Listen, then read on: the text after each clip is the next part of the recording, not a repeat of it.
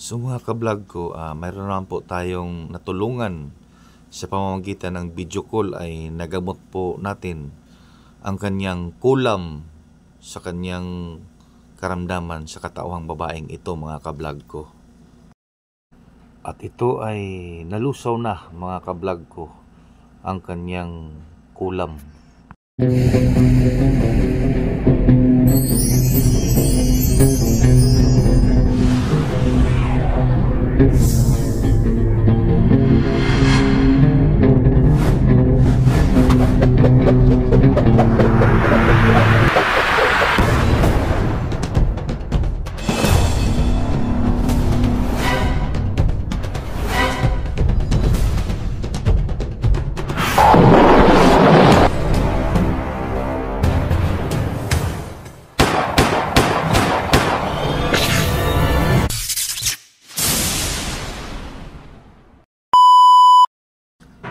So hello mga ka-vlog ko, shout out dyan sa lahat ng mga followers at viewers ko po dyan.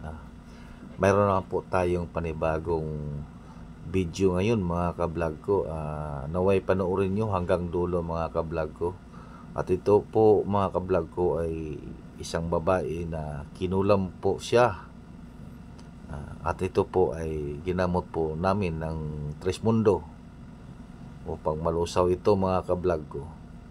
So ngayon mga ka-vlog ko ay ito po, ginagamot ko na po siya gaya ng sinabi ko po. Sana ay lawakan nyo din po ang pag-iisip nyo. Kasi ang tao nagpapagamot kasi gusto po siyang gumaling sa kanyang karamdaman. At sana ay huwag nyo po silang husgahan dahil po para lang din po sa kanilang kagalingan sa kanilang katawan mga ka-vlog ko. Mga ka-vlog ko, itong video na ito ay sensitive para sa mga madumi ang mga utak.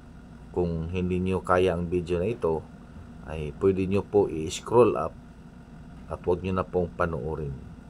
Pero kung nagustuhan nyo po ang aking video, nawa po i-share nyo mga ka-vlog ko at ipaalam sa buong mundo na ang Trismundo ay handang tumulong na kahit wala mang kapalit, kahit saan sulok man ng mundo, ang Trismundo ay tumutulong na walang kapalit mga ka-vlog ko. Si Trismundo Hilario ay isang pangatlong sugo na siyang nagpatuloy sa gawain ng unang sinugo at ang pangalawang sinugo. Ang unang sinugo na si Moises at ang pangalawang sinugo na si Jesucristo. At itong pangatlong sugo namin ngayon, siya ang nagpapatuloy sa mga hindi natapos na pagtulong sa mga taong nangailangan ng dugtong na buhay mga ka-vlog ko. At ito po kami ang instrumento na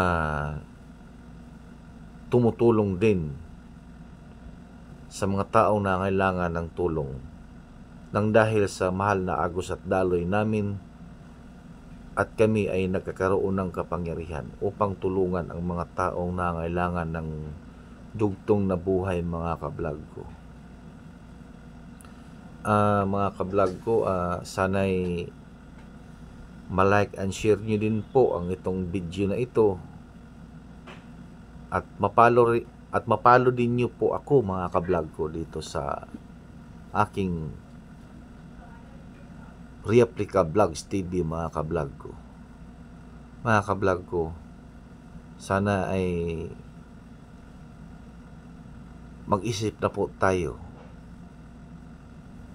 para sa kagalingan ng ating sarili at sa kapwa-tao. At kung sino man yung taong gustong gumaling ay huwag nyo pong husgahan mga ka-vlog ko kasi sila po ay mga taong